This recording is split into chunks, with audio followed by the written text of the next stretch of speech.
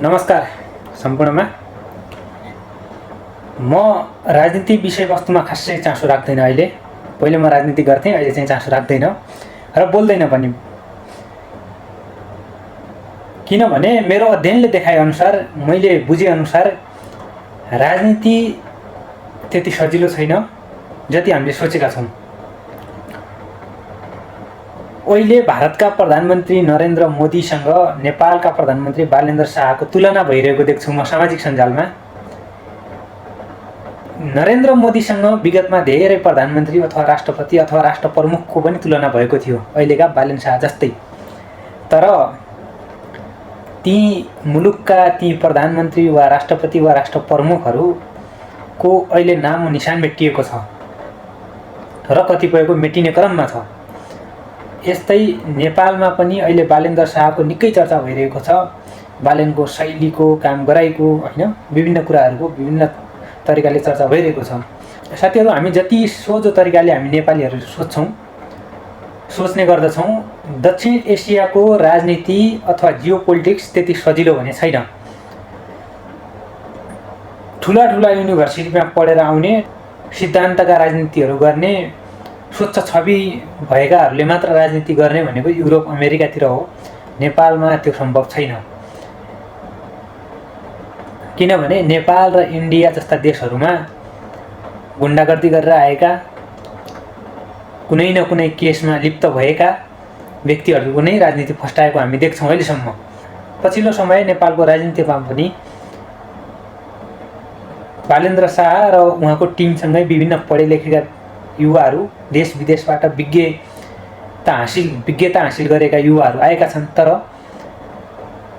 बालेन सरकार टिक्नेमा मलाई भने शङ्का छ कि अथवा यो सरकारले आफ्नो 5 वर्ष कार्यकाल पुरा गरेर सफल हुन्छ भन्नेमा मलाई चाहिँ शङ्का लागेको छ। किनभने मैले योभन्दा अगाडिका दक्षिण एसियामा भएका धेरै राजनीतिक घटनाक्रमहरूको बारेमा बुझेको छु।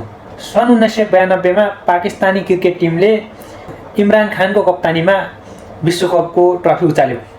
त्यसपछि सन् 1996 देखि चाहिँ इमरान खान पाकिस्तानमा पिटिआई पार्टी गठन गरेर राजनीतिमा होमिए। सन् 1996 देखि राजनीतिमा होमिएका इमरान खानले 2018 मा चाहिँ उनको पार्टी पाकिस्तानमा विजय हुन सफल भयो। 2/3 बहुमत त आएन, तर सबैभन्दा ठुलो पार्टी बन्न सफल भयो। त्यसपछि इमरान खानको शैली, तरिका निकै नै फरक थियो काम गर्ने, जस्तो अहिलेका बालेन शाहको जस्तै। त्यसपछि चाहिँ भारतका प्रधानमन्त्री नरेन्द्र मोदी र पाकिस्तानका प्रधानमन्त्री इमरान खान बीच निकै तुलना गरिन्थ्यो क्या सामाजिक सञ्जालमा। सामाजिक सञ्जालमा इमरान खानले गरेका कामहरूको व्यापक चर्चा थियो। इमरान खान पनि सोसल मिडियामा एक अब्बल फलोवर भएका व्यक्ति थिए। उनको युट्युबमा सब्सक्राइब त झन्डै ओल्ड रेकर्ड नै थियो। विश्वका सबैभन्दा बढी सब्सक्राइबर भएका व्यक्तिहरूमध्ये इमरान खान पनि एक थिए। त्यस्ता एकदमै पपुलर नेता इमरान खान सन् 2022 मा प्रधानमन्त्री पदबाट हटाइएर अहिले उनको नामो निशान मेटिएको छ। उनी चाहिँ कुन जेलमा छन्, कहाँ छन्, उनको जिउँदो छन् कि मरिसके कि उनको अत्तो पत्तो नै छैन। त्यस्तै सन् 2019 मा श्रीलङ्कामा आम चुनाव भयो। कोभिडको मुखैमा आम चुनाव भयो। त्यहाँ पूर्व राष्ट्रपति महेन्द्र राजापाक्षेका भाइ गोटाबाया राजापाक्षे चाहिँ विजयी भएर राष्ट्रपति बने। त्यसपछि श्रीलङ्काको घटना हामीलाई सबैलाई थाहै होला। सन् 2020-21 मा के भयो भन्ने कुरा। श्रीलङ्का निकै ठुलो आर्थिक सङ्कटमा पर्यो। पछि चाहिँ श्रीलङ्काका राष्ट्रपति गोटाबाया राजापाक्षे लगायत सम्पूर्ण राजापाक्षे परिवार चाहिँ सन् 2022 मा देश नै छोडेर भाग्नु पर्यो। सम्भवतः मैले मेरो जीवनमा नेताहरूलाई कुटेको देखेको यो नै पहिलो घटना थियो। त्यस्तै लोकतन्त्रकी नायिका भनेर नोबेल पुरस्कार जितेकी आङ सान सुकीको पार्टी सन् 2016 मा बहुमत ल्यायो र उनी चाहिँ म्यानमारको प्रधानमन्त्रीको सल्लाहकार भइन्। उनी सल्लाहकार भए पनि देश चलाउने मुख्य नेता उनी नै थिइन्। लोकतन्त्रकी नायिका भनिन्थ्यो उनलाई चाहिँ। सेनाका विरुद्ध बोलेको आरोपमा चाहिँ उनले 15 वर्ष जेल जीवन बिताएकी थिइन्। त्यसपछि आङ सान सुकीको काम गराइ, शैली, तौर तरिका चाहिँ निकै फरक थियो। त्यसपछि सुरु भयो भारतका प्रधानमन्त्री नरेन्द्र मोदी र आङ सान सुकी बीचको सामाजिक सञ्जालमा तुलना। आङ सान सुकीले प्रधानमन्त्री हुन नपाए पनि प्रधानमन्त्रीको सल्लाहकारको रूपमा आफूलाई राखेकी थिइन् र देशको शासन प्रणाली आफैले नै चलाएकी थिइन्। त्यसै क्रममा सन् 2021 चाहिँ सेनाले उनको सत्ता खोस्यो र उनलाई जेल पठाइदियो। अहिले आङ सान सुकीलाई चाहिँ सेनाले केही वर्ष चाहिँ कैद अवधि घटाएर चाहिँ घरमै नजरबन्द राखेको छ। त्यो थियो म्यानमारको कहानी। त्यसपछि लागौँ बङ्गलादेशतिर। बङ्गलादेशमा शेख हसिना सन् 1996 देखि 2001 सम्म पहिलोपटक र 2009 देखि 2024 सम्म चाहिँ दोस्रो पटक त्यहाँको प्रधानमन्त्री भइन्। शेख हसिना बङ्गलादेशको मात्र नभएर दक्षिण एसियाकै शक्तिशाली नेताहरूमध्ये एक थिइन् र यसै क्रममा सन् 2021 चाहिँ भारतको प्रति व्यक्ति आय भन्दा बङ्गलादेशको प्रति व्यक्ति आय निकै माथि गयो। त्यसैपछि चाहिँ मोदी र शेख हसिना बीच सामाजिक सञ्जालमा तुलना। त्यतिखेर पनि भनिन्थ्यो प्रधानमन्त्री भनेको शेख हसिना जस्तो हुनुपर्छ, भारतको भन्दा जीडीपी बढी छ, प्रति व्यक्ति आय चाहिँ भारतको भन्दा अब्बल छ बङ्गलादेशको भनेर चाहिँ निकै चर्चा हुने गरेको थियो।